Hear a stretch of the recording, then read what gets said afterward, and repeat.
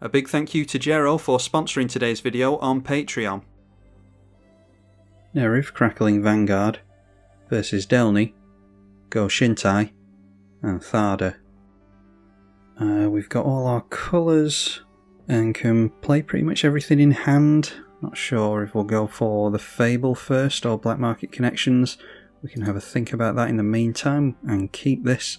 Turn 1 as a Saga from Delney into a Sol Ring, followed by an Arcane Signet, 5 cards left in hand, and we get into some black mana, so I'll go for a Surveyor land here, as we'll tend to on turn 1. And on top, a Skull Clamp I will regret getting rid of, so keep that on top. Probably going to go Dousing Dagger next turn, and then we can play the Fable, and turn 4 equip the Goblin with this in the hope that we can actually get through somewhere with it. Well, we're not necessarily going to get through this play. Go Shintai of Boundless Vigour. That can put plus counters on stuff. Nykthos, Shrine to Nyx. His only means of white mana is from the Arcane Signet at the moment. And down comes Takesia's Welcome. Doesn't have access to any white mana and can't activate as a Saga for a construct. So I'll just get down a Mountain here and Dousing Dagger if we're not going to get through to this guy anyway. Might as well hand over the plants there. It's likely that Go Shintai is going to be setting up a pillow fort regardless. So the first tokens from this deck not entering under our control. Might be able to make it a more easy decision to allow through the Goblin with the Dousing Dagger equipped if we put Skull Clamp onto it. And that way we make it so that our opponent's between a rock and a hard place. They either give us card draw or some ramp. Anyway, the blue player throws out a Thought Vessel. Search for Glory from the enchantment player, so can search for a Legend, a Saga or a Snow Permanent. And with that went after Sanctum of All. Still a few turns away from that thanks to a lack of ramp. See if there's a Saga is going to make a construct on the way out here. It does not, just turns itself into a Meekstone. And down comes the commander for the first time, draws a card, see if he can get into a Plains. He's only got one land in play at the moment. Did not manage to get into a land at all, so he better hope that no one wipes the artifacts. We see a Marionette Apprentice, plenty of token generation in this list. So play the Fable of the Mirror Breaker. And like I said, next turn, assuming that we've still got this in play, this is an equip for 2, and then play an equip is 2. So we'll get this turned into a mini Voltron, see what we can do with it. A Dissipation Field means that we can easily get through here, so if we don't mind bouncing the Goblin Shaman. It won't be destroyed, so the Skull Clamp won't trigger on it, but might still be worth doing for the sake of the ramp. And a Nature's Claim immediately there, not even going to bother waiting an entire turn cycle to see what else occurs. Trying to point everyone towards the blue player, blowing up the Dissipation Field. Also played the Sanctum of Tranquil Light. This one is tap a creature, and will only cost 1 white to do so towards the end of the game. Or even towards the mid-game, plus counters going on the Go Shintai. So that's actually really good for us, this going down, because it does mean that we can swing in with this more freely. Wall of Omens, that will draw a couple of cards thanks to the Delney, and then draw 1 to Takesia's Welcome as well.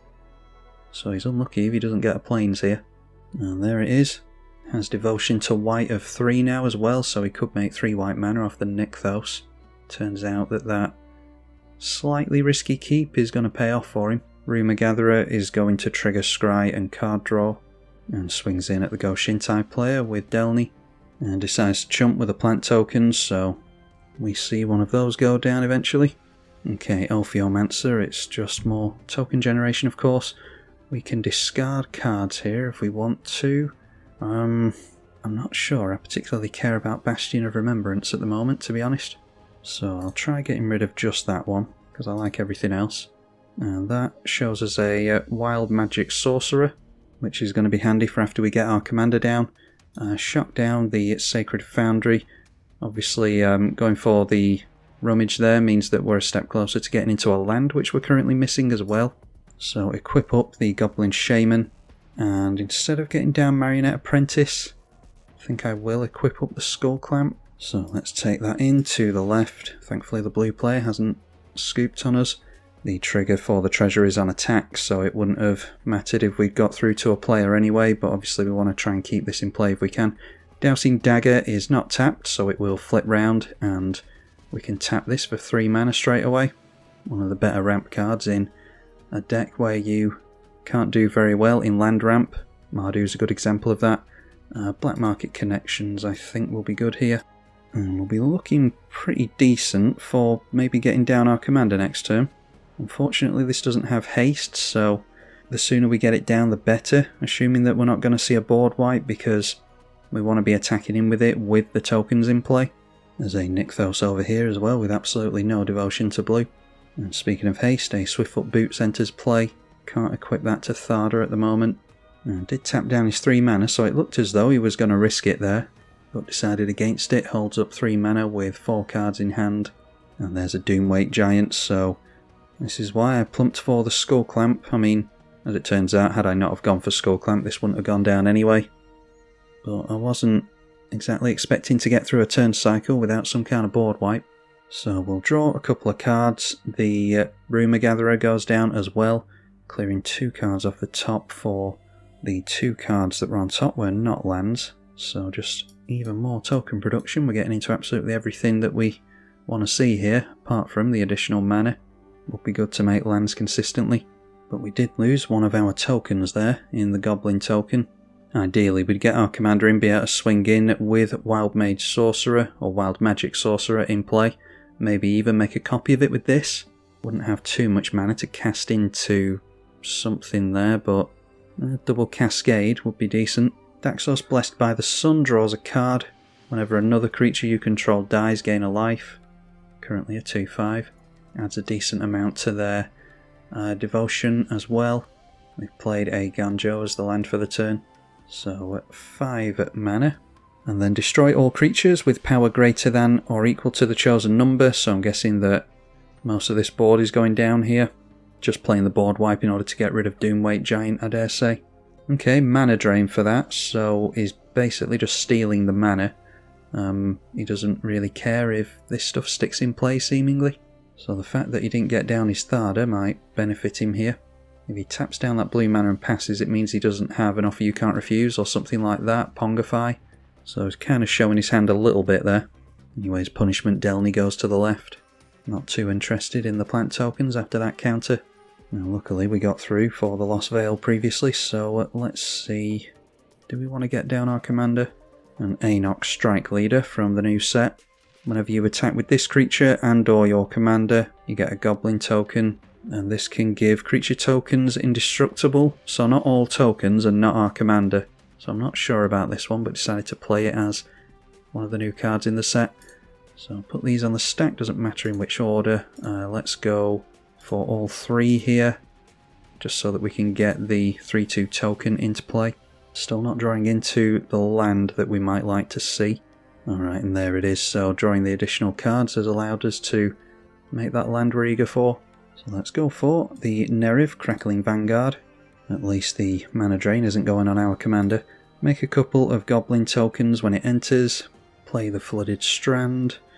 And maybe we just go Marionette Apprentice and make a copy of it. Oh no, this doesn't have haste, unlike Kiki Jiki. So in that case, let's try Ophiomancer. And I'll crack this for an untapped land because I want to keep a treasure token in play, so that we can see as many different tokens as possible. So Skull Clamp goes on our commander, I think, just in case we do see a board wipe. 4 cards in the blue player's hand is going to get 5 additional mana from that mana drain. Okay, this player deciding to scoop it up for some reason. Oh, it's noteworthy I played Ophiomancer, forgetting about the fact that this is a changeling, so Ophiomancer's actually doing nothing at the moment. Sword of Body and Mind. So Thada has been suited and booted with haste, hexproof, pro blue and pro green, so we should be able to block quite easily, but decides not to swing in and steal our Sol Ring. Not too likely that we're going to keep hold of our Goblin tokens here. I'm hoping that we don't see 2 enchantments. Let's go Shintai to trigger the Doomweight Giant once. Oh, and of course the Shrine token comes in as well, I forgot about that, so all the 2 toughness creatures go down. Our Aetherdrift Strike Leader wouldn't have helped there anyway. So we plummet down to just 1 treasure token. And once again paying into the Go Shintai Boundless Vigor, meaning that thing jumps up to a 7/7. A Field of the Dead for us, and that will trigger now, I think. Yes, it will. Let's go for... it's a lot of life, but all of these again. Do we need to draw a card? I don't suppose we do. Let's just go treasure, and for the creature, I'm hoping that we can... maybe could have drawn a card to try and get rid of Doomweight Giant. Let's play field. Maybe could have got down Cabal before playing the token. Playing the zombie token. Yeah, maybe we can get down the Wild Magic Sorcerer here before we exile more stuff with tokens. We're just playing into the Doomweight Giant anyway. So yeah, let's go through to combat. Problem is this thing does have Death Touch but not Vigilance, so we might want to hold it back as a blocker sometimes, but then you don't get the trigger, so yeah, I suppose you need to be more aggro with this build. Exile the number of cards off the top of the library equal to the differently named tokens. So there's Agate Instigator, Nalfeshni, and Caesar. So do we just go for this while we can? We can go for Neriv's exiled creatures or exiled cards at any point. Once we've attacked with this, they're not exiled permanently at the end of the turn, so we don't have to. But we could slam down the Agate Instigator after that and get copies and do some pings. Or maybe just the Wild Magic Sorcerer into Nalfeshni would be fine. Yeah, that's probably a good idea. So that is a Cascade of 6. We've got a better chance of getting into something big. A Grand Crescendo is a total nombo, so not the best of luck there. Might as well play it to put it in the bin just in case it's relevant that we can shuffle it back in at some point. But that couldn't have gone much worse. The Indestructible, like I said before, doesn't help against the Giant anyway. A Sword of Truth and Justice. They've already got Pro Blue, they'll now have Pro White as well. So this jumps up to a 6/6 and still can't easily get through anywhere. It's noteworthy had we've got Cabal down at some point, which I'll probably do next turn. We'll be able to start stealing Shrine tokens, as well as draining our opponent to gain a bit of life.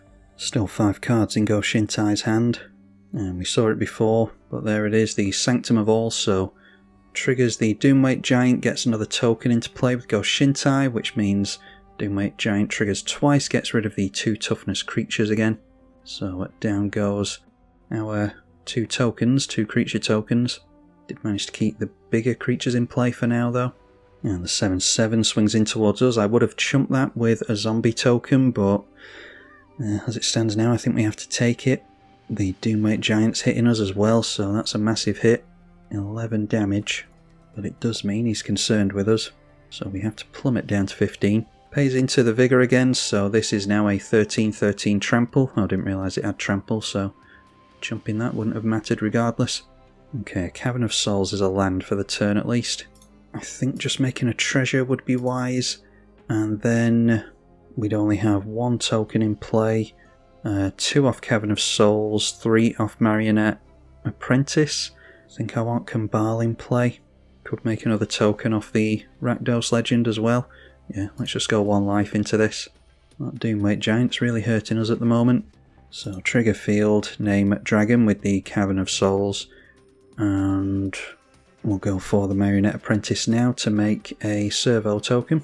Then I think I want the 4 mana for the Lizard to come into play and start pinging, which leaves us with 2, 4, 5 mana.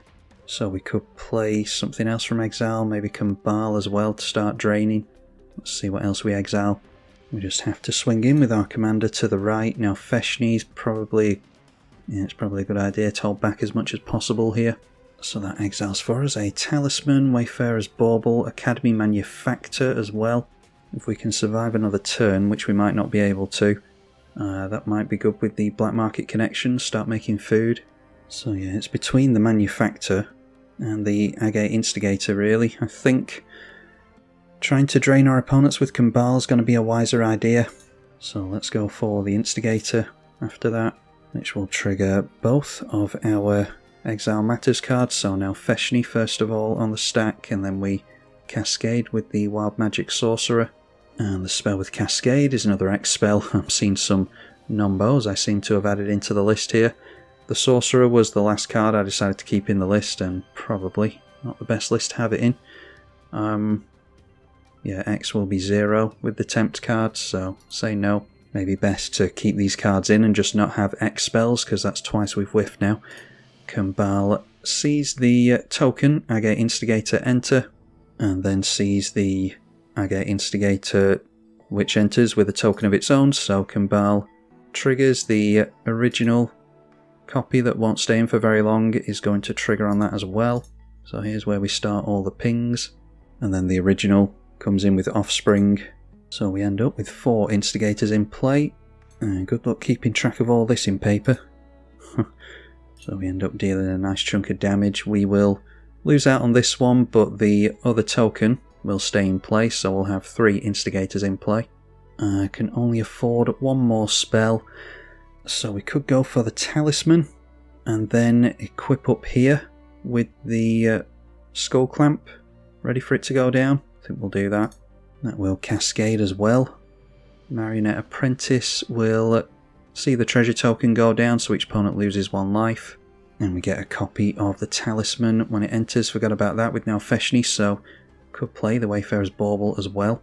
So we could hope that we get into a Swords to Plowshares off the talisman, I suppose, and use the talisman that is about to go down to equip up the Agate Instigator. Yeah, I think we'll do that and just hold up the white mana. Could go for Wayfarer's Bauble, but I don't think it matters at this point, unless we want to trigger it to get another zombie token. Not looking hopeful for us, but you can see how the deck wants to run at least. That Doomweight Giant's really hurting us. So the lizard gets sacrificed. Marionette Apprentice has our opponents lose a life again. We draw 2. And alright, there's an Ink Shield. That might help us down the line. And we do have a land to make for next turn with Sokenzen if we want to. But we've got Go Shintai down to 17 at least. He's going to have to dedicate pretty much everything he can to us, I think.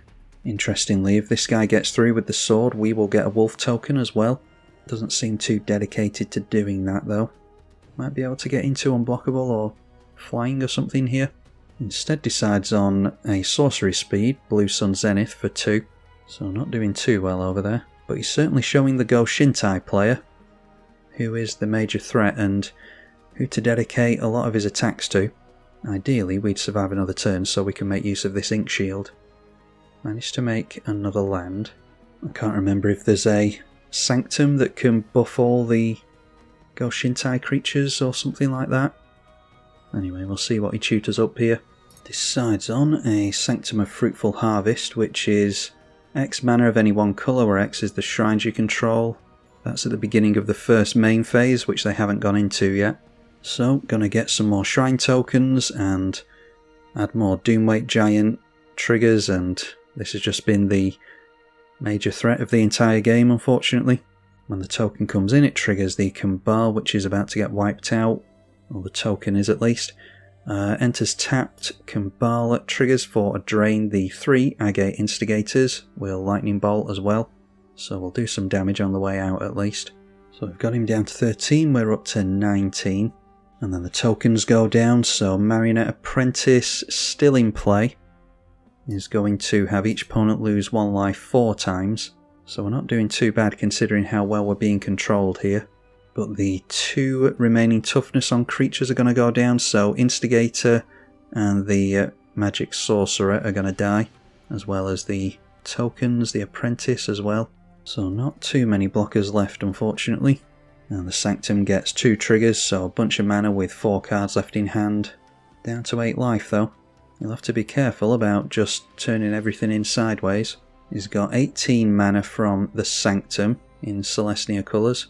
And there is a Ghostly Prism we'll have to account for. Our commander is currently on 1 toughness, so it's not going to survive anyway. So return to the command zone, we're after a board wipe at this point. While Growth onto an island is going to get rid of nothing. There's 2 toughness on both of the creatures, so 1 more enchantment surely they'll be able to create. There it is, a Sanctum Weaver wipes the board.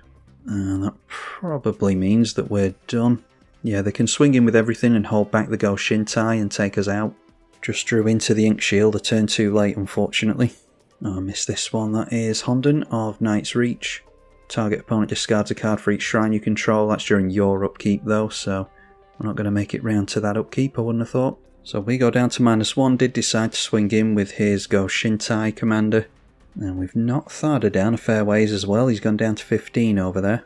At least he now has 0 cards in hand and he's down to 8, so there's still haste on the board over here. But a bunch of colourless tokens in the way of his protection magic, his protection equipment. Doesn't have too much mana to play with either. Nope, just decides to scoop it up there, so Shrines win this one. Yeah, we didn't see, I don't think we saw any spot removal there, and we certainly didn't see any board wipes, so Doomweight Giant just managing to completely overtake the game. It happens once in a while. We got into all of our token generators, which is great, but we also need a little bit of control here and there. Didn't manage it this time, even though we drew into quite a few cards, but I'm glad you got to see how the deck kind of wants to function anyway. If you do want to see more from the Crackling Vanguard, then be sure to let me know as usual. Big thank you to the patrons. I'm tribalkai. Thank you for watching.